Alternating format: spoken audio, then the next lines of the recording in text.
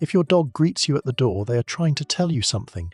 And no, it's not just, "I'm happy you're home." That's the part almost everyone gets wrong, because that moment when your dog runs to the door, sniffs your legs, spins in circles, leans on you, follows you, or just stares at you quietly from a few feet away, that is one of the most emotionally loaded things your dog does all day.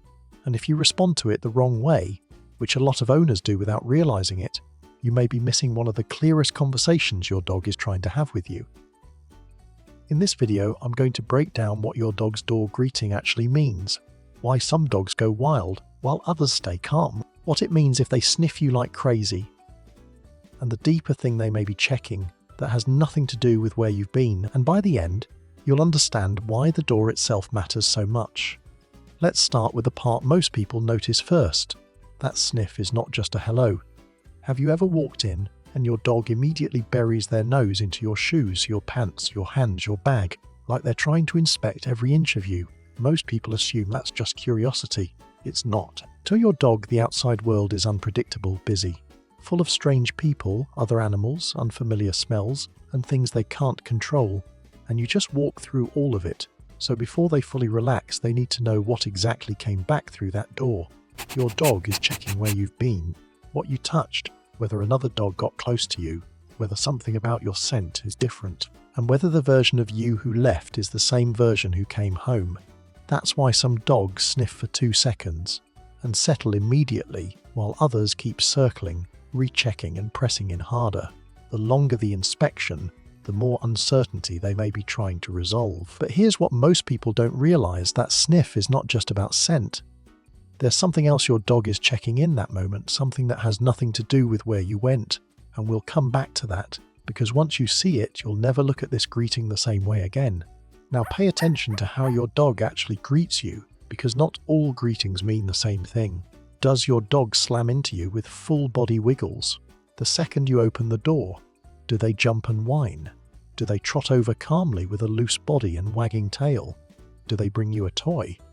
Or do they just stand there looking at you, waiting?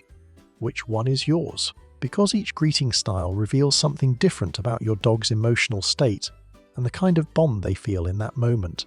A dog that rushes in with a loose body, wagging from head to tail, and then stays close is usually showing social attachment. They're not just excited, they're reconnecting. A dog that greets you and immediately shoves a toy into your hand may be saying something slightly different. Yes, they're happy you're home, but they're also using your return as a cue. In their mind, your arrival means something starts now. Play, attention, activity. A dog that comes in quietly and leans against your leg may be giving you one of the clearest signs of trust you can get. That dog doesn't need to perform the greeting loudly. They just want contact. And a dog that watches you for a second before coming closer may be doing something most people never notice. They may be reading you first. But before we get there, there's another common behavior that looks like affection and is actually doing much more than that. Why do some dogs rub, press, or lean on you like they're trying to wipe something off? You come home, and your dog doesn't just sniff you. They push into your legs. They rub the side of their face against your hand. They press their whole body against you like they're trying to reclaim physical space. What exactly are they doing? Here's the truth. To your dog, you came back wrong. You smell like outside, like other places, sometimes like other people, maybe like another dog, maybe like the park, maybe like somewhere stressful. And from your dog's perspective, that's a problem that needs correcting. Dogs have scent glands around parts of the body, including the face and other areas used in social contact. So when they rub, lean, or press against you after the initial sniff, they may be doing more than seeking affection. They may be layering their own familiar scent back onto you. In other words, you came home carrying the outside world, and your dog is trying to turn you back into something that smells like us. That's why some dogs go into overdrive when you come home from certain places. If you visited another house with pets, came back from the vet, or spent time somewhere unusually full of animal scent, your dog may investigate longer and press harder. It's not just affection, it's refamiliarization. It's your dog saying, "You belong here again." And if you think that's deep, the next part explains why some greetings are huge, some are subtle, and why the quieter one is not always the less loving one. What if your dog doesn't rush the door at all? What if they stay on the couch, look at you, maybe wag once and then come over when they're ready? A lot of owners feel a little disappointed by that. They see those viral reunion videos where dogs lose their minds and think, why doesn't mine do that? But what if the opposite is true? What if a calmer greeting is actually a sign of a more secure dog? Dogs who don't explode at the door are not always less attached. Sometimes they are simply less worried. They are not in emotional overdrive because they trusted the reunion would happen. They didn't need to work themselves into panic to prove the bond. On the other hand, a dog who sprints to the door, vocalizes intensely, jumps uncontrollably, and takes a long time to settle may not just be excited. Sometimes that urgency is relief. Sometimes it reflects a dog whose nervous system has been under more stress while you are gone. That doesn't mean the dog has a problem. It just means intensity and love are not the same thing. So if your dog greets you calmly, don't rush to assume they care less. Their calmness might actually be confidence, and that is a powerful thing. But if you really want to know how your dog feels in that moment, don't just look at whether they came to the door. Look lower. Their body is telling you more than you think. Watch the tail. Watch the pace. Watch the tension in the body. Watch the mouth. Watch whether the movements are loose and flowing or sharp and frantic. A loose wag with a wiggly body usually means social excitement and comfort. Tight wag can mean arousal that is not entirely relaxed. If your dog is bouncing but keeps their body soft, that's very different from a dog whose whole body looks stiff even while wagging.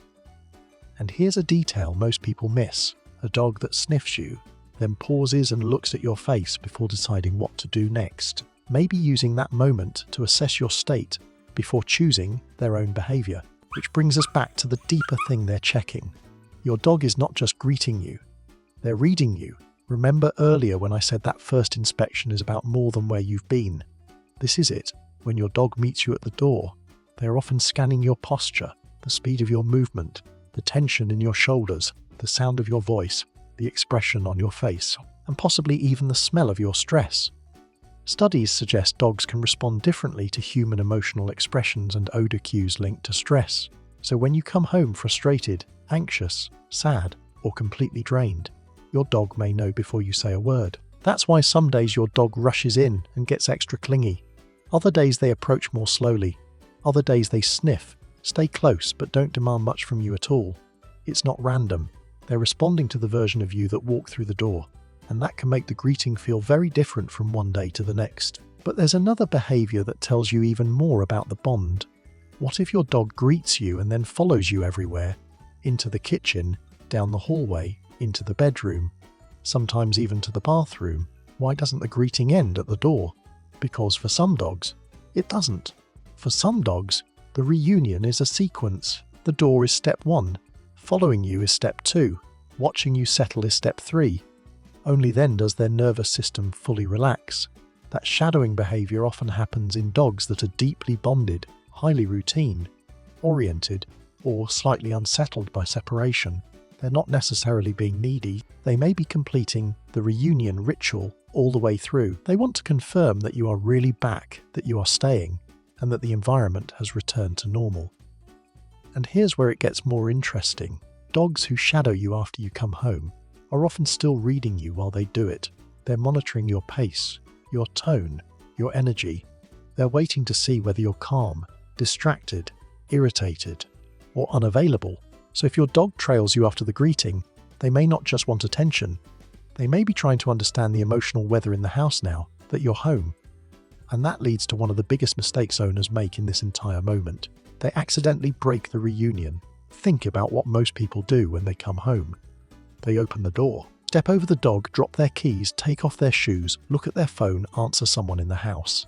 Maybe head straight to the kitchen, all while the dog is trying to connect. From our perspective, that seems normal. From your dog's perspective, it can feel like the emotional loop never fully closed. This matters more than most people think, because your dog has likely been anticipating your return before you arrived.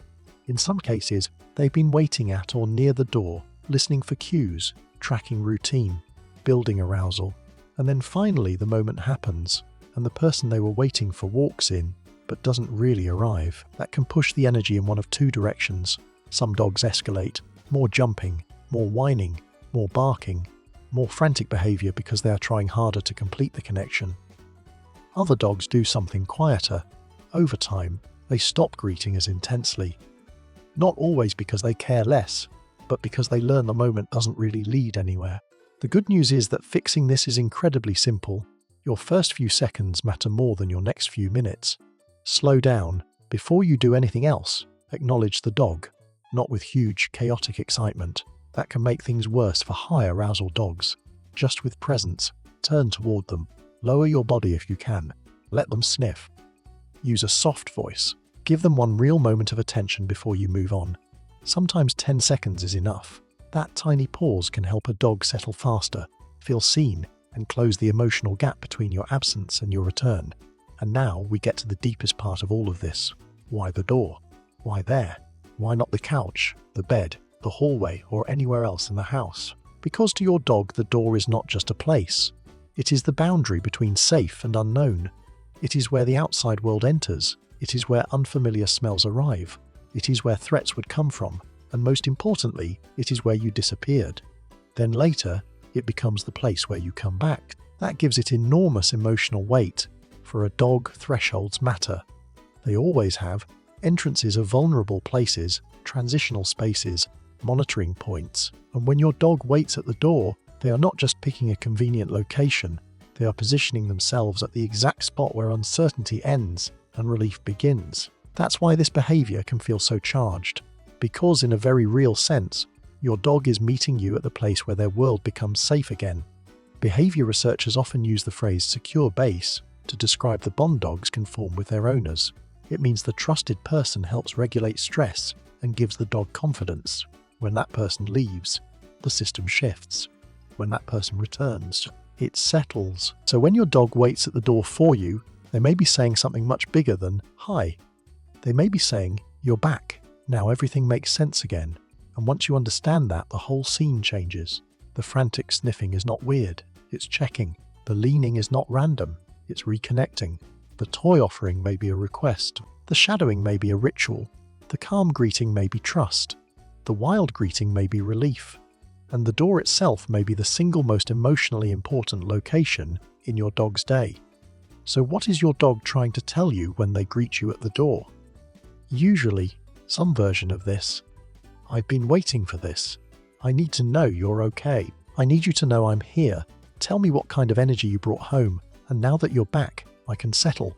That is why this moment deserves more respect than most of us give it. Because to you, it may be 10 seconds between work and dinner. To your dog, it may be the moment their nervous system has been waiting for all day. So the next time you walk through that door, don't rush past it. Pause. Let your dog speak, because they've probably been trying to tell you something this whole time, and now you know how to hear it.